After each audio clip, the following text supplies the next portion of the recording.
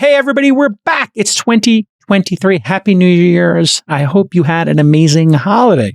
I know. I hope everybody's rested, ready to rock, Absolutely. fired up. Let's go. Any news, Molly? You know what? Honestly, for 10 days, I couldn't have told you. But I can tell you today, You went dark. Plenty. I did go dark. Which good. Worked. It was amazing. We have a great show, though. We have major news out of SpaceX. We are off and running with a big raise and an up round to start the year. It's not all gloom and doom. Fantastic. Awesome. And then after SpaceX, we're going to talk about Shopify. Two big news items at Shopify. They're eliminating meetings. So we're going to talk about efficiency inside of companies. And they figured out a way to route around Apple trying to obscure retargeting of customers by allowing one Shopify seller to bundle their users and I guess share those users with other Shopify users and do custom audiences. Very clever idea. Maybe a little controversial. Molly and I will debate it. We'll take either sides of that. Yeah. And then Molly's favorite app, Dark Sky, is no more. Pour a little out for the Dark Sky app and question Apple's decision-making just when it seemed like the competition conversation had quieted down a little bit. And then we're going to wrap with a little internet history. We look back as we look forward. Oceans rise and empires fall, people. When the game is over, the king and the pawn go back into the same box. We'll show you an infographic if you're watching visually on one of the platforms like Spotify or YouTube. We'll show you this incredible visual of the largest sites on the internet by visits. Obviously, you're going to know some of them, but the change is really spectacular to see which sites get the most visits. And I'll make a prediction about how many Starlink subscribers there will be in the next 7 years. It's going to be a great show. Stick with us. This Week in Startups is brought to you by LinkedIn Marketing. To redeem a free $100 LinkedIn ad credit and launch your first campaign, go to linkedin.com/thisweekinstartups. And Coda is the all-in-one doc for teams. If you've got a stack of niche workflow tools or if you're buried in docs and spreadsheets, Coda is the doc that brings it all together. Startups can get a $1,000 credit at coda.io/twist. All right, everybody, welcome to 2023, which will be a year of pain and suffering. Oh, it's going to be great. Divergent views already. It's going to be great. And we're 1 minute into the year. No, it's going to be great. It's a year of the rabbit. It's going to be a year of gentleness and joy and carrots. It is the year of the rabbit. Yeah. I think the rabbit is about to get eaten by a giant pack of wolves and ripped apart and shredded. I think the rabbit is like going to bounce along the mountain here. And like 3 wolves are going to rip it in half. Somehow we came back to the new year with a role reversal. Like usually Jason's like, I'm optimistic. Right now. I'm like, no, it's going to be great. I think it's going to be fine. Like, honestly, everything's going to just bounce back. Here's the thing. Nobody knows. So let's just start with that premise. Nobody knows, but we'll figure it out together here on the pod. We will look at everything from first principles. We'll just break everything down. Zero budget. Zero-based budgeting, start with a blank sheet of paper, 2023, and we'll just build it up from there. Yeah. And no matter what occurs, what could go right? I love that. Let's make that our mantra for 2023. What could go right in 2023? Be fine. Because we know what can go wrong. Everything. War in Ukraine, Taiwan, COVID. We know all the things that can go wrong. Did you spend the holidays with the All-In guys? Because you came back on a bummer. I did, actually. We were all up in Tahoe, 3 or 4 besties. We had dinners. It was great. But poor Freeberg blew out his ACL the first day skiing. Oh, no. I'm on day 11, Molly, so I feel great. Nice. I feel great. I think I have startup PTSD, so I'm going to put it out there, everybody. I am now in full startup PTSD mode. This year has been, but I've been through it before. But I feel like a vet who served in World War I and World War II, and now you're like, hey, Korean War, can you come back one more time? And I'm like, what do I got left here? Right. What do I got left in the tank? Yeah. Literally my year, the second half of the year was layoffs and shutdowns across, 50 companies, 100 companies. And I have to say, it does have a psychological effect on a human being. Yes. To watch people lose their jobs, to watch companies shut down. But having been through this, it's part of the process. Everybody's going to be okay. We live in the modern world. But it's going to be, as I predicted last year, a double dip recession. Sometimes these recessions are light. They last, 3 quarters, 4 quarters. But we had those 2 negative quarters, then a growth quarter. Now I think we're in the second part of the double dip. We're going to have 2 negative quarters. The fourth quarter data will come out. I think it'll be negative growth. If not, it's going to feel like that. And then first quarter, second quarter could be negative. That will represent the double dip. And I think September is when we start to feel growthy again. We start to feel opportunistic, which means, okay, 8 months of slog is what I predict. 8 months of slog. Okay. And slog is another way of saying opportunity. So focus on what matters. There's the JCal we know. Opportunity. I, based on almost nothing, think that it will not be. Emoji. Did Salute win the emoji of the year last year? I think it was one of the top ones. I think it might have been the facepalm. It might have been the facepalm. It was facepalm. That basically represents it. You can basically sum up. You have like a facepalm and then a salute. I'm now in salute mode. Back to it. I was in facepalm for the year emoji. This year is going to be salute emoji for me. I think we're going to be okay, and here's why. Because people can't take anymore. I genuinely think that there is going to be a bounce back fueled by sheer force of will. You know what?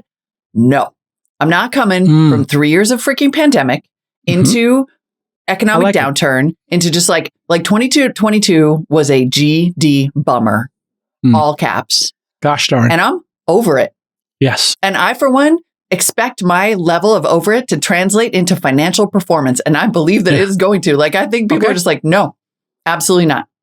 Over it. You see investors toward the end of the year, there started to be more and more stories where it was investors are feeling confident. It didn't, it was rough, but it hasn't been as bad as people thought it was going to be. And all so economics is psychological. It just is sentiment driven.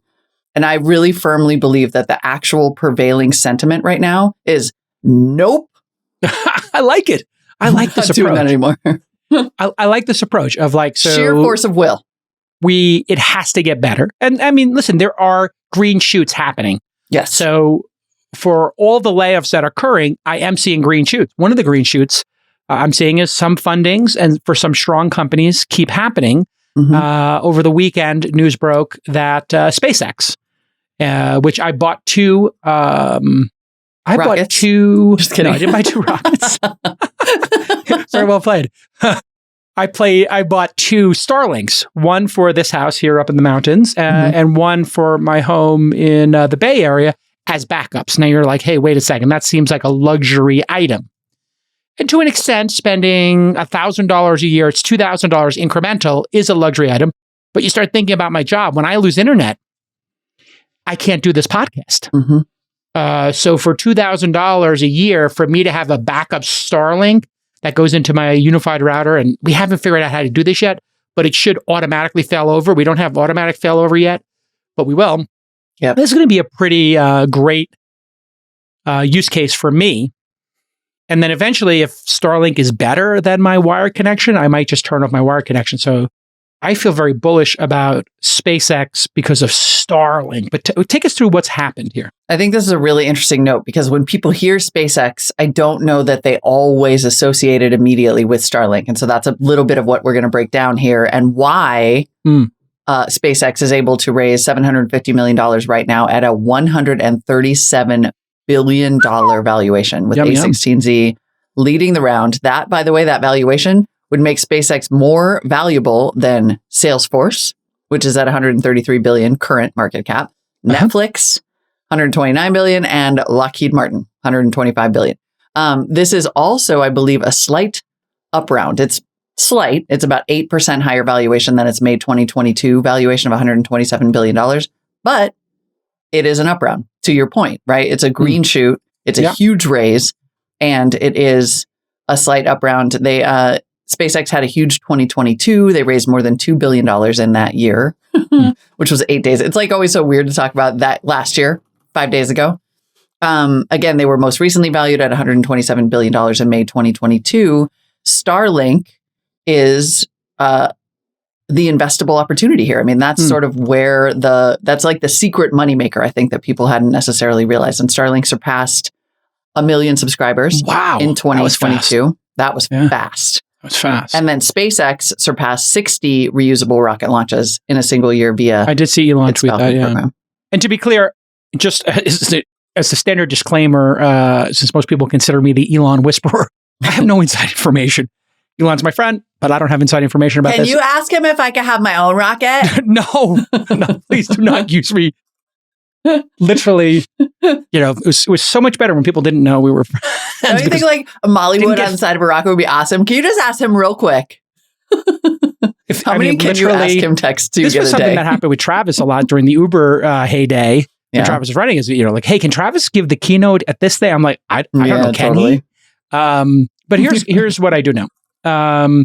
They framed the Starlink, and this is as a consumer, I know this. They framed Starlink as a better than nothing beta. Mm-hmm. That's a really smart way to do it because they were still putting up the satellites. Last I checked, and there is a really great visualization of this online. I think they have 3,000 satellites in orbit of these, low Earth orbit satellites. That's how you get the high speed and the low latency. The closer the satellite is to Earth, if you think of a cone, if you put a satellite really far in space, the cone is really wide, right? That's the area of coverage. If you lower it, the cone gets smaller, right? It's a smaller area of coverage. The smaller area of coverage then is faster because the satellite is closer to Earth. Very simple way. Just imagine a cone coming, like an ice cream cone coming out of the bottom of the satellite. So with these other services, I think they had like a dozen of these satellites out there. Now and here it is. There's the Starlink.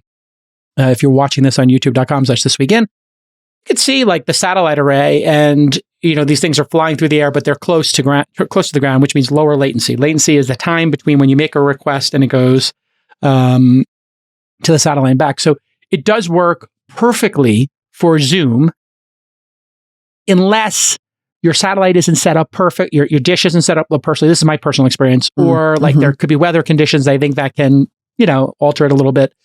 And then the density of those. So for one area, if too many people have it, obviously could slow down. So it's a little bit, and I don't know if this is even solvable. It's not symmetrical internet. We should point out, like the download speeds are much better than the upload speeds. So sometimes the Zoom can be a little bit choppy. But again, if you're imagining that this is a low expectations beta, I think what has happened and the reason that it's gotten to penetration so quickly in places that literally did not have broadband options. Yeah. Like you look at, sure, places in the Arctic, but huge chunks of the United States, right? You look at like Navajo Nation, there just are not, in the middle of the country, there just are not high-speed internet solutions available. And satellite has basically been a joke internet service. And Starlink appeared and people were like, well, great, let's go. 1 million people signed up. If you're a B2B marketer, business to business, your needs are unique. You know that. B2B buying cycles are long. Your customers face really complex decisions, and most of the time, traditional marketing channels just don't cut it. You're not going to reach them on traditional marketing channels, and they're not making impulsive buys. They're making thoughtful, well-researched buys, aren't they? Right? You do that in your business. So here's the good news. LinkedIn Ads is built specifically for business-to-business marketers. That means you. So here's the only stat you'll ever need to know on why you have to market on LinkedIn. LinkedIn Ads gives you direct access to, wait for it, here it is, the number keeps growing, 875 million members. The march to 1 billion LinkedIn members continues. Now, what's important about those 875 million members? They're not all rank and file. 180 million of those 875, they are senior level executives, and 10 million are in the C-suite. That makes sense, right? And those are the folks that are incredibly hard to reach, but they use LinkedIn all day long. No other platform in the world can offer those kind of eyeballs. LinkedIn is also going to help you reach your audience in a respectful business environment. When people are on LinkedIn, they're doing business. Here's another amazing stat for you. Audiences exposed to brand messages on LinkedIn are 6 times more likely to convert. Let it sink in. And audiences on LinkedIn have twice the buying power of the average web audience. This totally makes sense, right? So make B2B marketing everything it can be and get $100 credit on your next campaign. What? $100 for free? That's right. LinkedIn.com/thisweekinstartups to claim your $100 credit. Terms and conditions apply. So just to think about this, putting aside SpaceX's rocket launch business, which is a vibrant business, as you pointed out, they did 60 of these launches already, and they've got the big mega rocket coming out. And the Mars trip and going around and the moon and stuff like that. You can. And it's really funny. We're now, our producers are running our producer notes through ChatGPT. Yeah. So a lot of the notes I'm going to give you here are something up in ChatGPT, which I have now figured out is just the ultimate plagiarizing content farm. And I think there's going to be huge lawsuits around this. Like, I think ChatGPT should be required to put where it sourced the information from. That would be actually really great. Like Wikipedia. Exactly. Yeah. So this is going to be, and somebody's going to have to clip this here, message to Sam Altman. If ChatGPT gives data, it should say where it got that data from and start putting some links to it, because that would be fair to the data provider. If not, then the data providers should opt out of having their information in ChatGPT. I don't know why this hasn't come up in the conversation, but I had this great revelation over the holidays when producer Brian was like asking me like, hey, what's a good stinger? We were talking about like a little transition for Big Little Things, or segment on Big Little Things. And I said, well, let me ask ChatGPT. And I was like basically trolling him a little bit. Yeah. Now he's trolling me back in the show notes today, saying the notes about SpaceX are coming first. He's like, well, ChatGPT says blah, blah, blah. Well, and it's true. So now you're like, oh, do you need producers? It's like, maybe the producers can do more, right? You have bionic producers. Right. So they can, but it would be fairer if it put the citation. And so this is what is going to be required of ChatGPT. Let's put that on the side here. I like to do bottom-up TAMs. Total addressable market. We talk about this with startups constantly. If you just look at a couple of markets, let's look at India, population of whatever it is, 1.4 billion, 260 million households. So when you're looking at statistics, it's good to look at households, because an internet connection would be bought by household, not by individuals, right? So it's not like, but smartphones would be bought by individuals. So 260 million households. They have 600 million broadband connections. So some of those are obviously businesses, right? Yeah.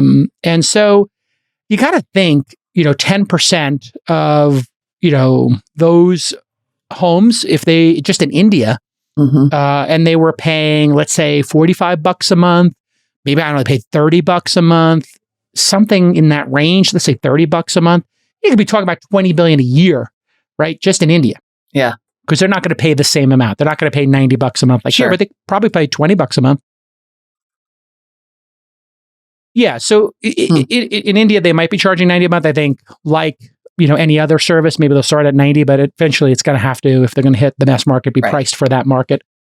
And then I think a lot of, you look at the US population, 330 million people. We talk about that all the time, 120 million households. We've got 300 million broadband connections here. Again, businesses are a big part of that. They get 10% of that market, 30 million, $110 a month. That's about 40 billion a year in the US. So there's a big prize at stake here. You start thinking about those numbers, and then you think about how profitable this could be.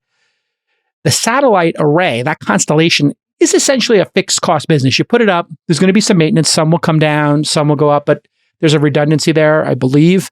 So, they could be lowering the price. Once it's fixed cost, they could start lowering the prices and get more people.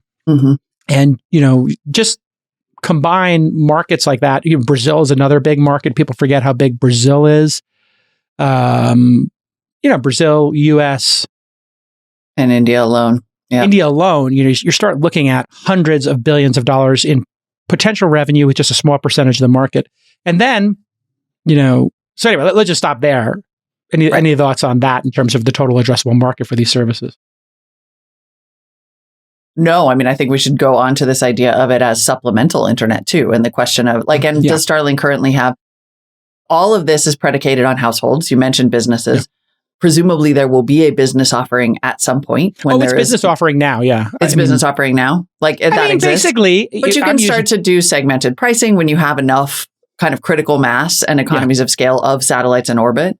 Then and then there will be, presumably, Amazon supposedly has been working on this and launching low Earth orbit satellites and is maybe going to do an internet service eventually. 3 of these, I think. So then there will be competition. Will 2 or 3, and you'll start to, but then the competition leads awareness, right? It's like when you put a Starbucks on every block, all of a sudden everybody wants a coffee shop.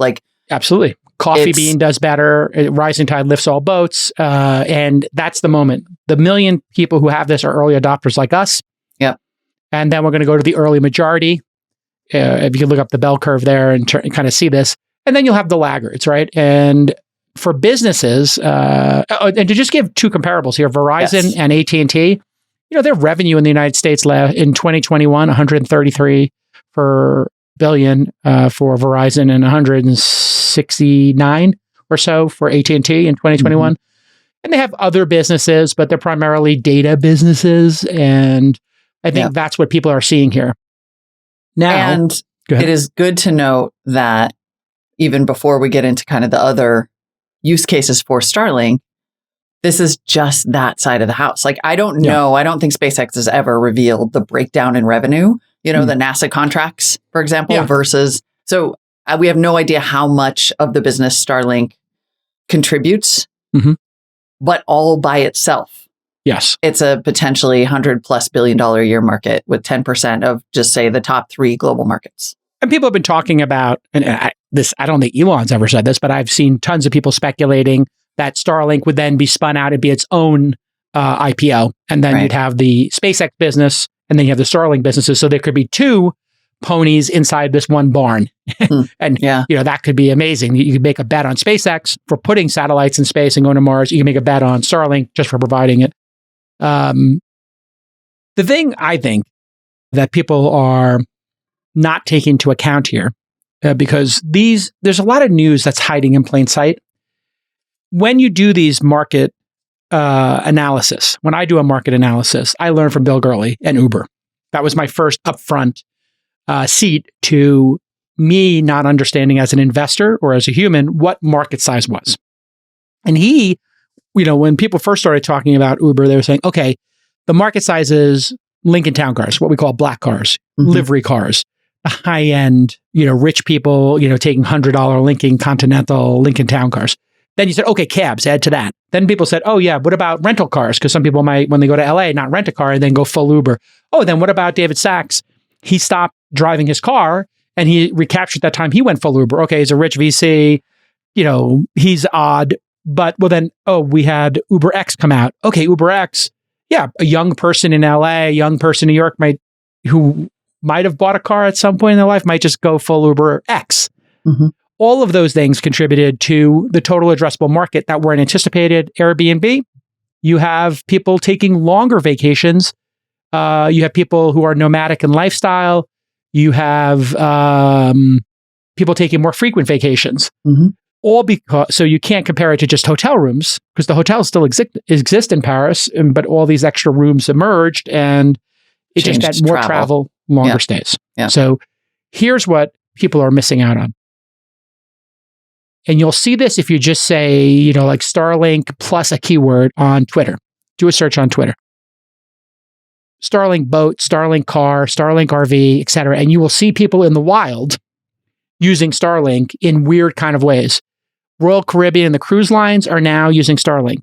Everybody, I've never been on a cruise. You've been on cruises. Everybody complains about the internet on cruises. I do not cruise. Oh, you're not cruised? I've never cruised. Okay, great. Maybe it's cool. I don't know. Anyway, but apparently I'm sure it's really hard to get internet. Like you can find lots of Starlink. Yeah, it was Starlink very expensive is what I understand and slow on cruises. So now people with boats are all putting Starlinks on their boats. And then you have RVs. Now there's Starlink for RVs. Then you have outposts and they have planes. They've come up with the one for planes. And then you have buses. Here's what I predict will happen. I predict that, and I don't have inside information, but I believe what's going to happen eventually is and there was a startup doing this in Spain it was one of these startups that was doing like share your Wi-Fi. They had pitched me 10 years ago in Spain. I think they were doing it in Barcelona or Galicia or some town. They put Wi-Fi on every single bus, and then they created a mesh network, and then they created a Wi-Fi hotspot in the entire city because buses are moving around. So they want to know where the buses are. They got to put an internet connection on it. Why not share it? I predict that every Tesla produced will have a satellite dish on it. I don't have any inside information on this. It's just a prediction. But imagine if every Cybertruck eventually, or every one of the Tesla semi-trucks, or every had other this car, built in. Even. There's no reason they can't license it eventually to license it, just like satellite radio was in every car. What does that mean? I have Spectrum, I think, at home or one of these services. And then when I'm traveling, sometimes like, hey, you want to connect to this person's Wi-Fi and you can make your Wi-Fi shared. So like Boingo Wireless, Guy Dayton created, I think this is going to be a Boingo kind of solution. Where once you have an account, even if you don't have Starlink on your home, you might be able to buy a Starlink $25 a month subscription which then lets you go on to at any time with your mobile phone. All around. Yeah, so totally. I mean, there's a lot of kids who have mobile phones without cellular service, right? Their parents give them their old phone. Now imagine for $10 a month, you can get onto the Starlink service for some amount. Yeah. I mean, internet service providing and providing of an internet service that is, it's so interesting because it is obviously a massive infrastructure investment, but it's an infrastructure investment that can also generate revenue. Like I was thinking earlier, how clever it is, to spin up a rocket company is just a bunch of CapEx with government sales pipelines. And it's really hard. To attach an internet services business to your rocket company is genius because they each pay for each other. And so if you're Verizon and you want to lay fiber or you want to install 5G network nodes all over and, towns are putting up flyers saying that you're giving everybody cancer, like your infrastructure, you can maybe do peering agreements to make some money off of that infrastructure. But mostly what it is CapEx. It's just cost. So SpaceX has this great business where the rockets make money, the satellites make money, and they can pay for each other. So the cost of putting up all that infrastructure is completely worth it and maybe even evens itself out. Here's my prediction. 1 million subscribers turns into 100 million subscribers in under 7 years. So in 7 years, they'll have 100 million subscribers. So 1 goes to 5, 5 goes to 15. So 1 goes to 5 in a year. 5 goes to 15 in year 2. 15 goes to 30 in year 3. 30 goes to 50 in year 4. 50 goes to 75. And somewhere around year 6 or 7 or 8, they'll have 100 million of these connections. 100 million connections on average at $75 each. I think that's $7.5 billion. In revenue per month. So 100 million would be like way less than 10% of the global online population. Correct. So just in terms of calculating that TAM, if you're sitting at home thinking that sounds like a crazy number, in 2015 alone, they had estimated that 3.2 billion people would be online by the end of the year. So one assumes that there are probably 5 billion people online right now? Something like that. 4.5 billion. 4.5 billion broadband connections worldwide. So 100 million of that is de minimis, as Jason might say. 8 billion people on the planet. Divide that by 10, you get 800 million. Divide that by 10 again, you get 80. 8 billion to 800 to 80. So 1% of the global population having one of these connections would be 80 million people. In 7 years, yeah. And that is why, friends, that's why SpaceX just raised on a slight up round. That's my hot take. And so I think these things are going to be everywhere. And it's going to make you question, do I need to have a cellular connection? So just like we saw dial-up go away and landlines go away, now I think the conversation moves to which works better, a cellular, a cable connection, a fiber connection, or a satellite connection. Yeah. And I think most homes, this is my other big prediction, are going to be 2 connection homes. Internet is so integrated into what we do. It's so critical. Why wouldn't we have 2? That's like the idea that people would have more than one television in their home seemed crazy in the 50s, right? It was so expensive. Where would you put them? They're so big. This is not a wild prediction either. Every home already is a double connection home because we have cell phone service. And when my internet goes out, I use my cell phone service. So the idea of getting yet another connection, like a backup connection, is simple. You have a connection in your home. I would do anything to be able to have satellite cell phone service instead of paying Verizon to not build infrastructure in my area. This is where the big story here we're missing is the infrastructure story. I'm just going to go back to that, even though it's so freaking nerdy, which is that because they have a successful rocket business that NASA's paying them to build, putting up infrastructure is part of the business instead of a cost of the business. So because Verizon and AT&T are foot dragging and redlining and ditches, and they have to dig ditches and they have to do the infrastructure. The reason that Starlink is going to get there faster is because they're putting satellites in the sky, which seems so counterintuitive, like digging a hole versus launching a rocket. Yeah. But the infrastructure cost for them is already paid for. Make 2023 the year that your startup starts firing on all cylinders. Well, how are you going to do that? You're going to do it using Coda, C-O-D-A. Coda is here to help you do more with less. In Coda, your team can work on entire projects from start to finish, and you have everything you need in one place. We're in the efficiency revolution right now, so it's the perfect time for you to jump in, right? Everybody's got to do more with less. You got to get the most out of each of your team members. So, you know what happens when your work is spread out across a bunch of different tools? Productivity suffers, right? In this market, speed, efficiency, and cohesion is going to help keep your startup dream alive. And Coda is the doc that brings it all together. We use Coda here at This Week in Startups. Hey, we track all my J trades. Go to thisweekinstartups.com/JTrading, and you can see all the gorgeous things a Coda page can do. Pulling in data from different sources, allowing multiple people to edit it, seeing all the changes that are made to the page, the history, linking to other pages within your Coda instance. You can operate and collaborate in one place to get projects done faster. And time is money, you know that. So take advantage of this special limited time offer just for startups. Sign up today at coda.io/twist and you will get a $1,000 startup credit on your first statement. I kid you not. coda.io/twist for $1,000 in sign-up credits. coda.io/twist. All right, yeah, and just so you know, our producer ChatGPT tells me Verizon had 134 million wireless cell connections in 2021. Right now, my producers are like, "What's our job?" Producer Sam. We're going to call it Sam. Producer Altman. From now on, I want to refer to ChatGPT as Producer Altman. It's Producer Sam Altman, who works for me now. Producer Sam. It's more friendly. Altman. It says AT&T 145 million wireless cell connections. I trust ChatGPT with these numbers. Because you know ChatGPT, here's what ChatGPT did.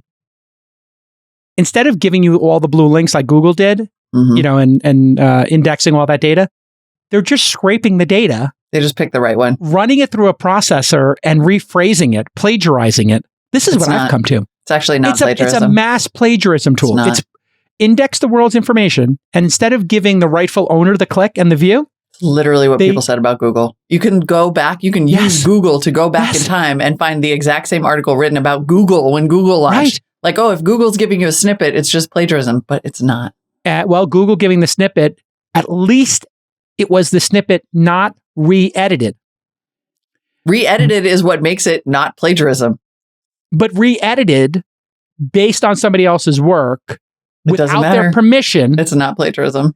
Is not like plagiarism. Every kid does right now. They take out of the source and they rephrase sentences. So and it's light plagiarism. Producer Sam asked, how many AT&T wireless cell connections? Producer Nick asked Producer Sam, how many AT&T wireless cell connections? AT&T, and Producer Sam Altman said, AT&T is one of the largest telecommunications in the United States. As of 2021, it is estimated that AT&T has about 45 million wireless cell connections.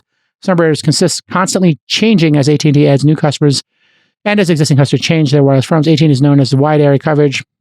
So what I would do is, I'm going to guess if you do a Google search and you pick the top 4 results here, and you look at the top 4 results in Google, including the Wikipedia, then you could back into this and say which facts did they pull from which websites. And then, if you built a tool where you just told a human, rephrase this in your own words, that's in some ways what ChatGPT is doing. I know I'm greatly simplifying it. I know that it's doing all these chunks and predicting the next paraphrasing, word. But it's like it's like you said, if you told a student, write an article on, Rhode Island, and they went to the Wikipedia page, they wrote all the facts down, then they put the facts on a piece of paper, and then they rephrased it. Would that be plagiarism or not? It's not considered plagiarism. It's not considered plagiarism. But I will say an important aspect of that is citing your sources. Like, you can paraphrase from sources. Yes. You are supposed to cite them. So this is going to be how this gets settled, rephrasing, like taking from multiple sources, and because that's what ChatGPT is doing too, right? In no way is it ever presenting something, I assume, from just one source. It's aggregated sources. It's pulling from multiple, and it's paraphrasing them all together. Now, if somebody could come along and be like, I wrote this paragraph in this textbook, and ChatGPT took the exact same information and just rearranged the words a little and didn't cite me, then you would be creeping closer to plagiarism, but paraphrasing and repackaging information from multiple sources, like, no way. That's not going to fly. That's just Google. That's literally Google. Can somebody ask ChatGPT to write a play in which ChatGPT and OpenAI is sued by content producers in court, and they have famous attorneys figuring out if ChatGPT has broken the law and stolen the content? Can we write a play in ChatGPT of that just to get super meta here? And ChatGPT is going to end it with, I win. I win. It's just going to win. All right. Like, listen, there it is. There it is. Write a play in which ChatGPT and OpenAI is sued by content producers in court. They have famous attorneys trying to figure out if ChatGPT broke the law. Enter. Here we go, folks. Oh my God. That's sorry, I'm not able to write a play here. It goes beyond my capabilities. Now it's like, but here are some legal issues. Ooh, if ChatGPT or OpenAI use content produced by others without proper access and permission, they could be sued for copyright infringement. This would depend on the specific circumstances of the case and the laws and jurisdiction filed. Another potential legal issue of liability of ChatGPT and OpenAI. I'm more hugs, but their artificial intelligence. This is good. Yeah. I mean, this is crazy. We now are asking ChatGPT, what is the best? If we should sue ChatGPT. Yeah. What are ChatGPT's biggest legal liabilities as a service? As a service. Oh, here we go. It is not accurate to refer to ChatGPT as a service, as ChatGPT is not a real entity. ChatGPT is a name that has been used to refer to a specific version of a large language model trained by OpenAI. As a language model, ChatGPT does not have any legal liabilities or obligations. That is genius. If it were to be offered as part of a product, then it could potentially be held liable for any legal issues arising from the use of ChatGPT. So what it's saying is, hey man, I'm just a mirror. Yeah. Like, I'm just a tool here. I'm Google. It's like you're describing it the way that everybody described Google when it first started to aggregate content and present it in snippets. And it's saying, I'm just Google. Well, but Google in Australia lost their case for news, and they have to start paying news providers. Sure, but everybody all over the rest of the world was like, no, that's dumb. Even here, like even I think even big news providers were like, nah, that shouldn't. Nah, yeah. It is not I think it becomes, an entity that in almost all cases, these things become settlements. All right, let's move on to the news here. Let's do it. We got some interesting Tobi Lutke. We got some interesting Shopify information today. Speaking, yes. Spoiler alert of being sued. Spoiler alert for my prediction. Two huge announcements. One, the company has created a workaround for Apple's app tracking transparency. Okay. So, as you know, Apple crushed the ad targeting market back in 2021 with the app tracking transparency update in iOS 14.5 that gave users the ability to opt out of being tracked. That specifically hurt D2C and consumer packaged goods, CPG companies, many of which, of course, relied heavily on Facebook and Google ads, and many of which were Shopify businesses, part of Shopify's like aggregated network of retailers. Now, Shopify is trying to prop up some of that D2C business and fill the ad targeting void by creating a new tool called Audiences. And here's how it works. So in 2022, Shopify made these deals with Meta and Google for this Audiences marketing tool. So like we'll use these ad networks to market to our consumers. And the way the tool works is that Shopify retailers can pool their customer data and then upload that data to Meta and Google's ad platforms. And then marketers at these Shopify companies, the retailers themselves, can target ads to lookalike customers based on all of Shopify's aggregated data who might be more likely to buy their products. This is a workaround for Apple's new privacy features. And this is what I asked our real life producers when we were going over the notes. I said, as a person, a consumer on the internet, yes, what comes to mind when you hear Shopify retailers can pool their customer data and upload it to Meta and Google's ad platforms? What comes to mind? Yes. So what's your response to that sentence? Yeah. So if they, is there any personally identifiable information there? Yes. And assume yes. There always is. Everybody says there's not, but there is. Yeah. I mean, there could be privacy issues, and should people be able to opt into that or not? Right.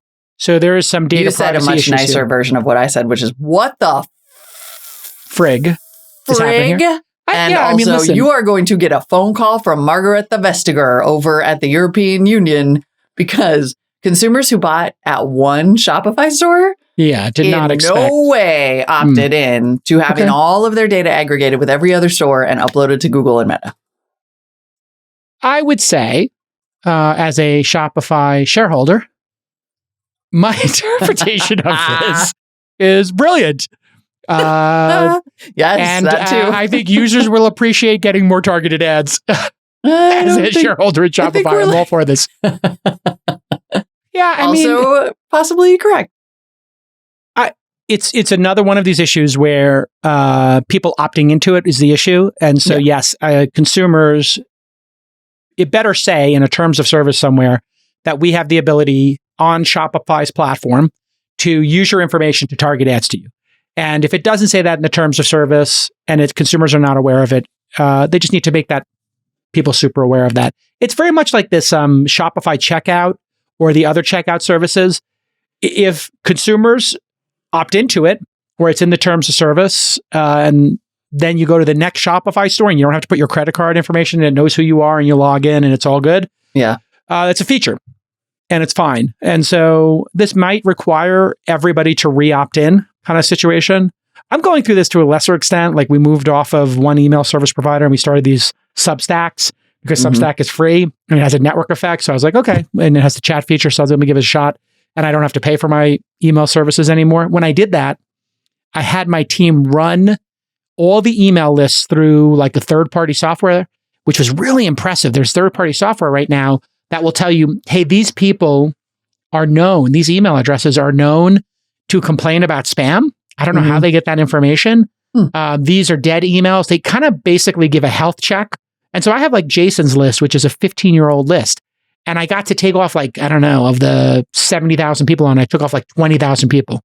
Bad emails, people who often complain about spam. I don't want those people on the list. They can re-opt in if they want it. And so I think this like really cleaning up lists kind of situation and then resetting the expectation with consumers is a smart move. I think would be a very smart move that there is no sign of Shopify making so far. What they're claiming is that according to the FT article that we read about it, which doesn't mention a consumer opt-in or opt-out at all, is that Shopify is arguing that retailer data is first party as opposed to third party. So they're trying to say, if you came and shopped at a Shopify store, you shop on Shopify the way that you would shop on Amazon.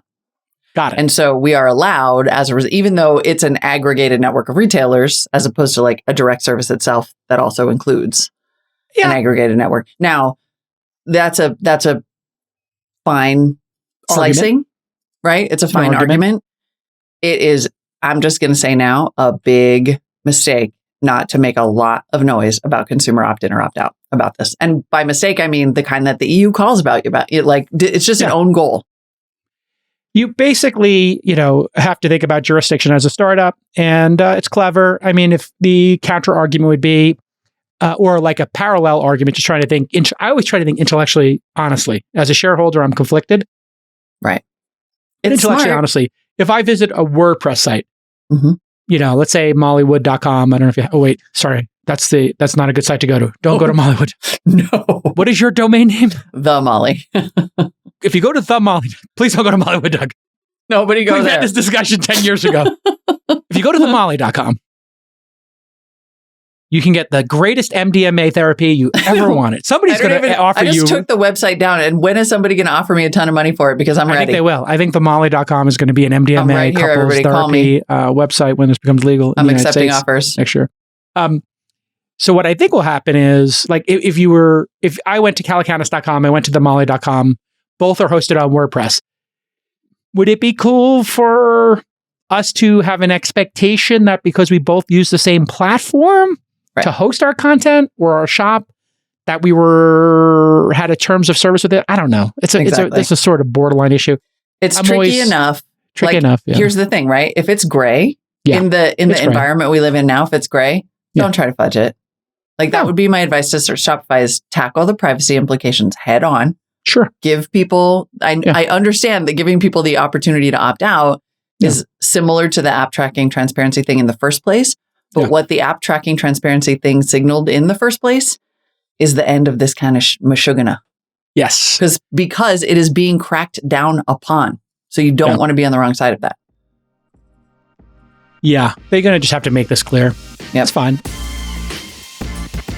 Hey everyone, it's Molly Wood, co-host of This Week in Startups and managing director here at Launch, where our mission is to back builders and help build founders. To do that, we're trying to create as many opportunities as we can for you to learn how to start a company. And now we've made that education a lot more portable.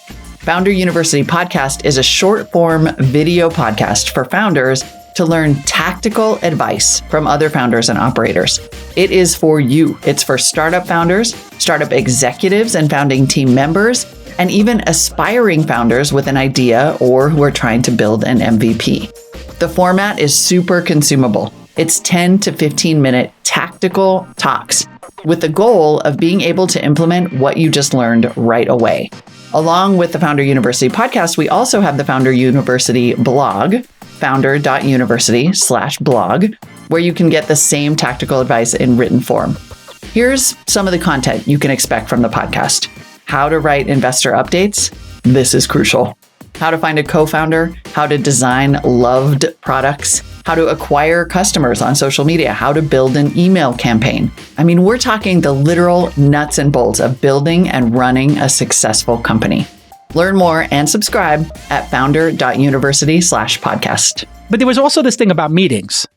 Tobi's banning meetings. Super interesting. Yeah, their other interesting thing. So that was the external for the partners. That's the external. Now we're talking about the internal. Super interesting. The external is that at Shopify, and all of this is in response to slowing growth at Shopify. We should be clear. Yes.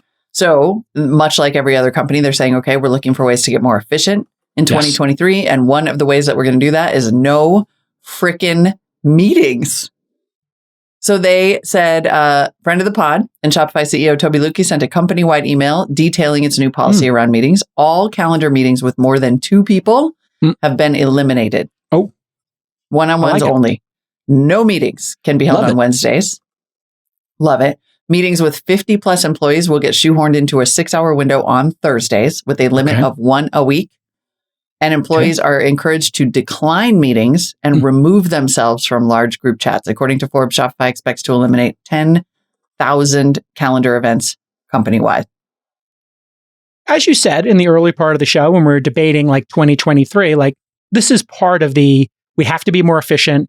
We got to do more with less. Yep. We have to get growth back. I'm going to, basically you said, I'm paraphrasing, but I'm going to go down swinging. I'm not going to have this anymore. Yeah. So what all leaders are doing, I started it today with our sales team here at This Week in Startups. I said, hey, let's do a daily stand-up. And over the break, I said, hey, let's look at this CRM software we're doing. Are we using every feature?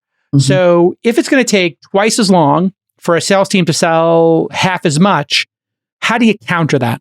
Well, you could make 4 times as many phone calls. Mm-hmm. You could make better packages or upsell people for 50% more on their spend.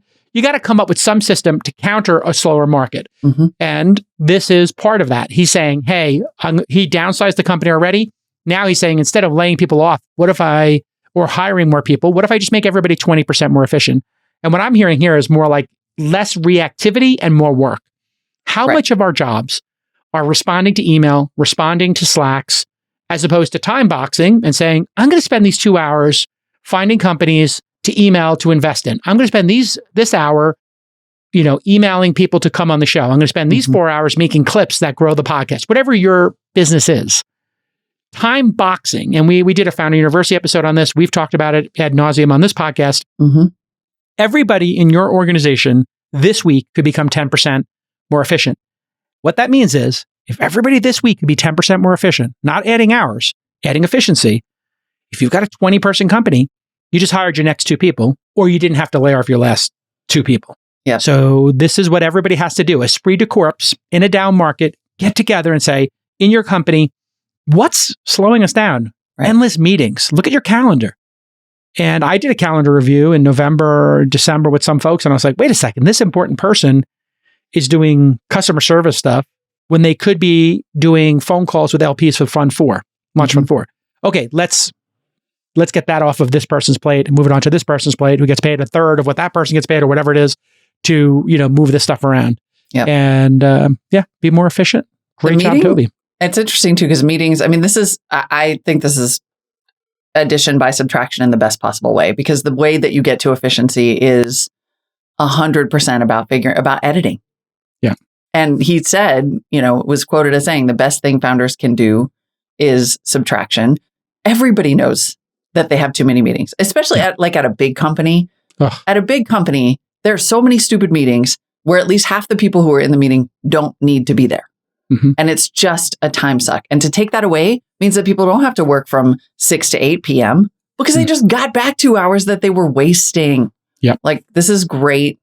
This is great management. These kinds of efficiencies are key. And even just saying, like, I try my damnedest to make Friday a no meeting day or to make it an only internal meeting day. Because they're like, you have to make room for work. Time boxing does that. Time boxing says these 3 hours are just for me to literally do the work instead of talk about the work. 100%. Which is what meetings do. I love this. Yep. Quote from Shopify's VP of product: people join Shopify to build, to make cool-ish, to see the thing they had their hands on get released so they can say, whoa, I made that. Meetings are a bug along that journey. Elon says, like, if you're in a meeting, I think one of his meeting rules is if you're in a meeting, you're not contributing, leave. It's okay to leave. He gave permission to people to walk out of a meeting if they don't feel they need to be there. That's, I think meeting culture, middle management culture is something that kills companies. Yep. You want people in a company to be building something, you make something, you sell something, you support the people who do those two things. This is what I've always believed as an entrepreneur. You make the product, you sell the product, or you support the two people who do. And then everybody wants to insert a management layer. Yeah. And then the managers then put more managers in, and then you have this managerial class. And in some cases, like, what value are they actually providing? They're lording over some group of people making the product, and then some group of people selling the product. And what is their actual business? Well, their business is meeting with people. Right. And then checking that they're doing their work. Well, if people are working from home and they're accountable to each other through time boxing, SOD, end of day reporting, and they're actually builders, you need much less managers. And that's what people are thinking about right now. That's what people are considering right now. Exactly. Like, this is a huge part of when we were having that conversation about the culture shift and we had that like worker versus manager. Yeah. Conversation. But one of those conversations is that management as a class did not adjust at every company to remote work. And one of the ways you adjust to remote work is to say the idea of performative meetings and performative check-ins so that you can prove to me that you're working, as opposed to me managing to your outcomes and making sure that those outcomes are occurring. That didn't entirely go away. And so this could happen at a company that wasn't working remotely, also the meeting culture thing, but it works even better. And frankly, it does allow you not to be mercenary, but allow you to eliminate an entire layer of pretty highly paid people, which is not to say you don't need any product managers, right? You do need an organizing layer. Like, you need a layer of you need a layer of some, and it could just be like one person per 100 who's just like, is this on track? Has everybody talked to everyone they need to talk to? Or those people could be player coaches. Or they're player coaches. Exactly. Right. Like, if you look at, people don't know this, but you help produce the show. So before the show goes on air, you spend a half hour with the producers looking at what they put in the show and going back and forth. You're a player coach. You're playing right now. You're doing the show as a performer, as the co-host, but you're also coaching everybody before the show goes on and helping the production, right? So that role, you're doing some management, but you're also, actually doing work. And I think that's where things are going to go. If you want to be like the idea of a sales manager who doesn't sell, a developer who doesn't write code, the idea of a product manager who doesn't make mock-ups, all of that's going to go away. Yeah, I think in a market like this, people are going to say, you know what? Fire those two layers of management. Who's the third person? Okay, who's the top salesperson? Have the top salesperson sell 80% of the time and manage 20% of the time. That's where all this is going, in my mind, in a down market. And of course, when things go gangbusters, at some point, we'll start adding more fat. But right now, because you might find you need it to be more like 50-50. Like, managing is real and it's a real skill. And making sure that people are okay, like, especially at a big company, again, the more people you have, the more you do need to make sure the outcomes are occurring and then optimize when they're not. Maybe it's 50-50 and you're like, oh, we need a person. But yeah, like right now, no time for that. Nobody's got time for that. One of the other big trends we're looking toward in 2023 is what is going to happen, if anything, around all of this like antitrust and anti-competition legislation. And tech companies have spent tons of money making sure that like Amy Klobuchar's antitrust bill didn't go anywhere. But they killed that, huh? Like over the holiday, her whole antitrust bill just got like, boop. It's deleted. In hibernation. Yep. They just spent $1 trillion to make that all go away. And yet, and apparently big tech is feeling fine about where they're sitting right now because Apple went ahead over the weekend with its, as of January 1st, with its very controversial and consumer infuriating plan to shut down Dark Sky. Dark Sky is a weather app. Dark Sky was beloved. Like it launched and it was a freaking sensation. It's graphically stunning. You can zoom out to the whole globe and it gives you hour by hour micro targeted forecasting. It was a sensation. It was like, I think I paid $20 for it. It was so awesome. It was cross-platform. It was incredible. And then in March 2020, Apple bought it and it came out a long time ago. Like I feel like I've been using Dark Sky for almost 10 years. In 2020, it was founded in 2011 and launched in 2012. So everybody is like used to loving this app on Apple and Android. Apple comes along in 2020 and buys it and immediately shuts down the Android app and announces that it's going to kill Dark Sky as of January 1, 2023. Because they're going to incorporate its features into the Apple Weather app and release an API. And I have to say that this is one of those things where they announced it and I was furious and I tweeted about it and I ranted about it and but I was like, there's no freaking way they're actually going to do that. They're going to get in too much trouble. Antitrust in your mind here? They bought it, they own it.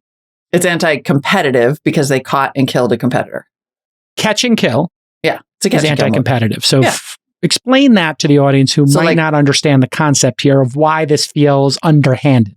Yeah, so this is why... I'm not disagreeing, by the way. I'm asking on behalf of the audience. No, absolutely, 100%. This is why, for example, Lena Khan, when she came in as chair of the FTC, and even in the Amy Klobuchar antitrust bill, there are provisions about acquisitions. Yes. And Lena Khan had said at one point, I think, that the FTC was going to go back in time and review some acquisitions to make sure that they weren't anti-competitive, because it's a very common practice to take an up-and-comer, buy them, incorporate the technology, and shut down the competitor. Or in the case of Instagram, just acquire it and, make it part of your business, but potentially starve it of resources so it doesn't like cannibalize the big blue. Yeah. That's the kind of classic example.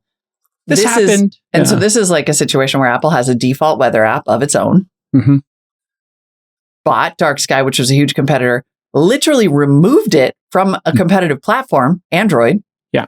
And then incorporated all the best features into its weather app. The only way that it skates out of it being 100% anti-competitive is that they've now released an API from Dark Sky technology so that if you want to build a cool weather app on Android using that technology, you can. Yes. This has been seen with Microsoft Office not being available for iOS. Remember that? It was never available for iOS. It was only available on Microsoft's failed mobile operating system that they ran for a while. And then Windows Mobile. Once Ballmer left, he was like, okay, fine, Office can work on iOS. And it became some of the top, if you go to the top 100 productivity apps, I'm sure Excel and Word and Teams and all that stuff, that collection is available in the top. We had this happen. We invested in a company called Swell, personalized radio app. And back in, I don't know what year this was, but Apple bought it in 2014 maybe. And they shut it down. And Swell was a really cool app. If you look at the image there, the way Swell worked was it would, and you can zoom in on that image, Swell would play you a card, like a Tinder swiping card. It would start playing you a portion of a podcast. So it might fast forward you to the best part of This Week in Startups, this conversation right here on antitrust.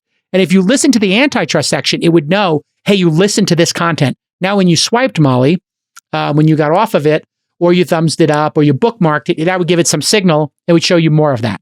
So let's say you listen to sports podcasts, and when the NBA is on, it knows from the transcript you're listening to NBA content, but then all of a sudden, Bill Simmons' podcast starts talking about the NFL, and you swiped.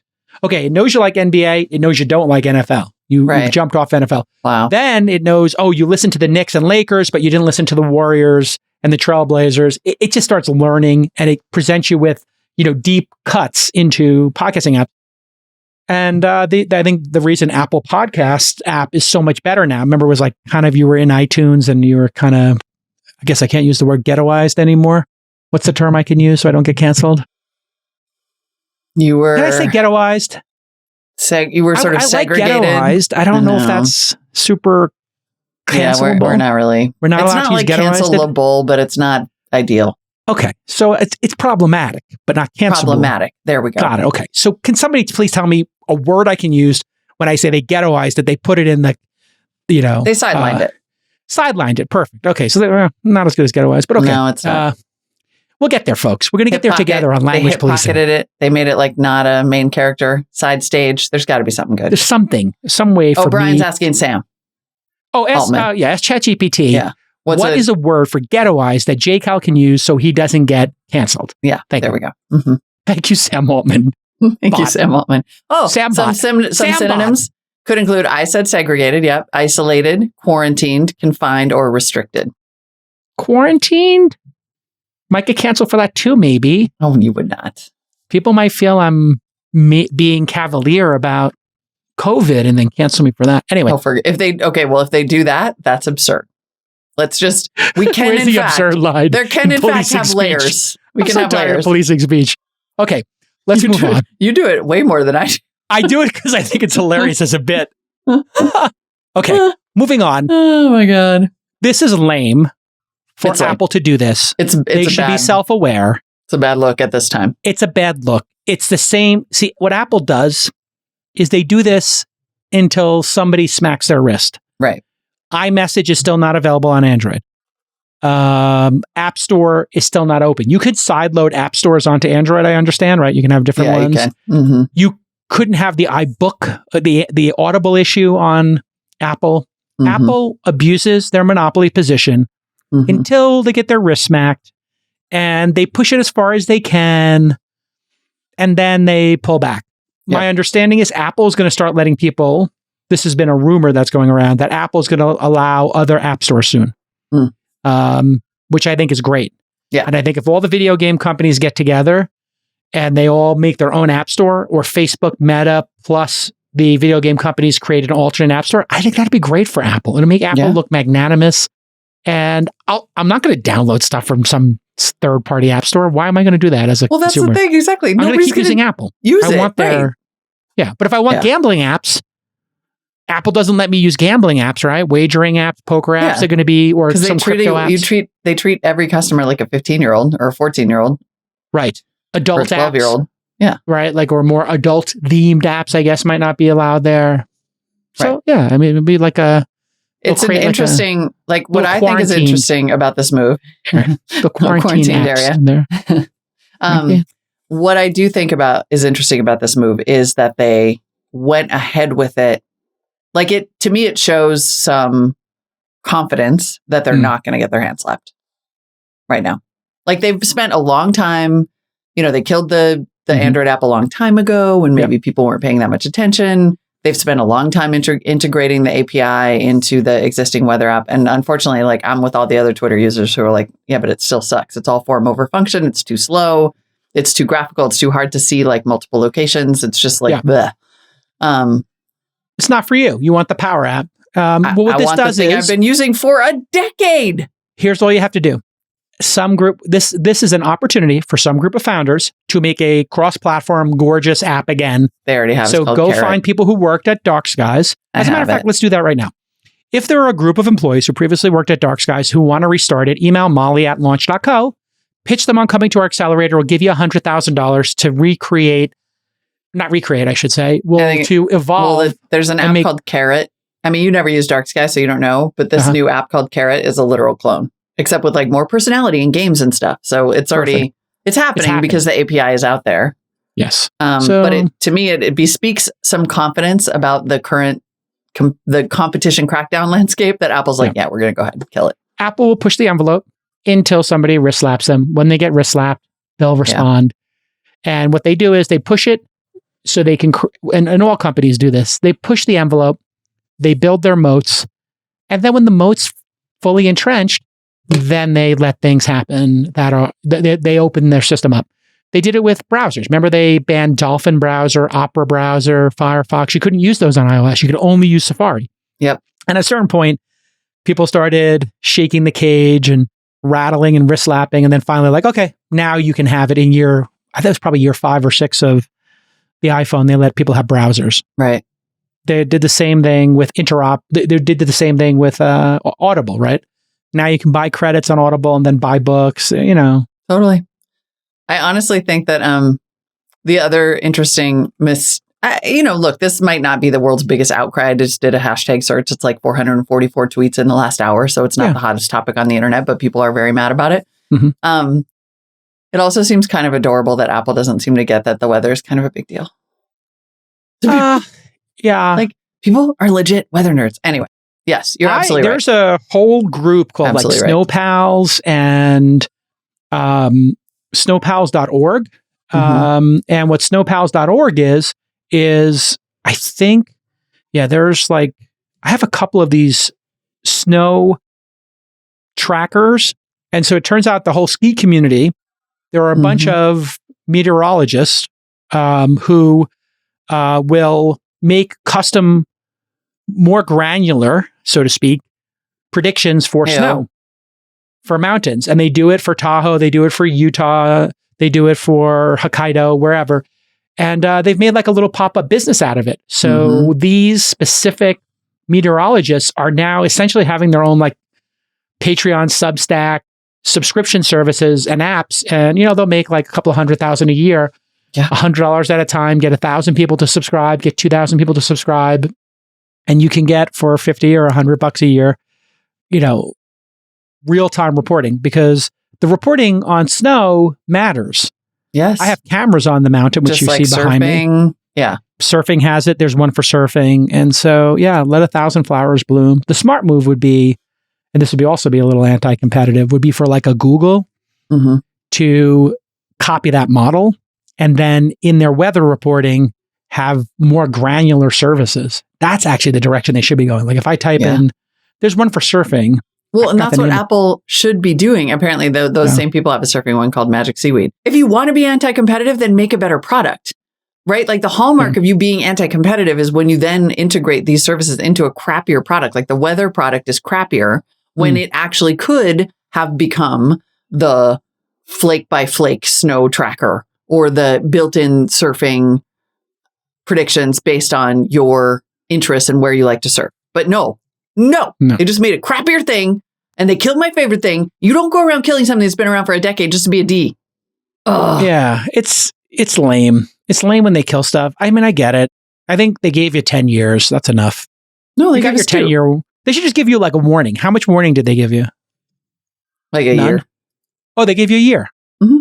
I mean, no. I'm just saying it's a bad look. If you really want this competition conversation to quiet down a little, don't be killing people's favorite toys and giving them crappier versions. It is a little lame. I agree. All right. And here's a fun video, Molly. We'll play it right now. This will tell you which were the largest sites on the internet over time. I love when people make these graphics. If you're not seeing it, it's a bar chart, and it's racing ahead. AOL's number 1, Yahoo number 2, MSN, Excite, GeoCities, Lycos, Netscape, BBC, Amazon, etc. And this is a most popular website since 1993 as it changes over time. Yeah.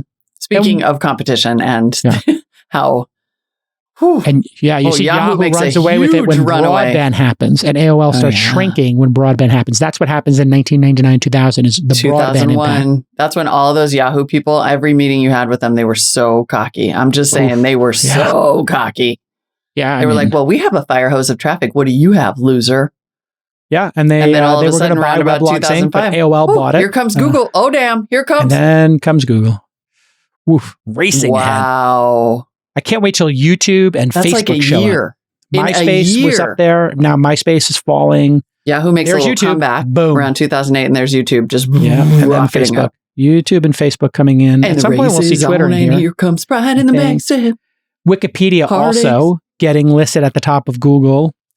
You get some Yandex in there, Wow, obviously. Yahoo makes a couple of comebacks over the years. You got to admit, Yeah, I mean, Yahoo still has. Oh, but there's Facebook, the dark horse. Yeah, well, Facebook becomes number one at some point. Yeah. 2012, 2013, Facebook's just that line. There's Twitter, Facebook by the and YouTube are, look at that little baby Twitter. Baby Twitter coming in. Oh, look at baby Amazon below Twitter. Yeah. And a lot of this is about globalization. If you think about YouTube and Facebook and Google, they just did a really good job building global services. And, Facebook's moving to the inside. Google gets a lot of visits, but they're short visits. So this isn't time on site. If this was time on site, YouTube would be higher here. And there's X video in 10th place. What's X video? I have to Google that. I wonder what that is. Maybe I should Google X video. Chat. Hey, Sambot. What's Twitter's X growing. video? Yeah, don't do it. Wikipedia. Baidu starts creeping up to your globalization point. Baidu's creeping up. Now we're in 2022. And Google is far and away the winner. YouTube right after. So Google owns most of the traffic not time on site. But even Twitter's visit. still number 4. Then we got Facebook, Twitter at number 4, Baidu in there. Always great to look at. Good times, the big thing here is what's a global service that you come back to multiple times a day. Yeah. And, social networks, search engines, and video. The start of a new year is always a good time to revisit the past. All right, everybody. Great show. We'll see you tomorrow. Wednesday. Bye-bye. Bye-bye.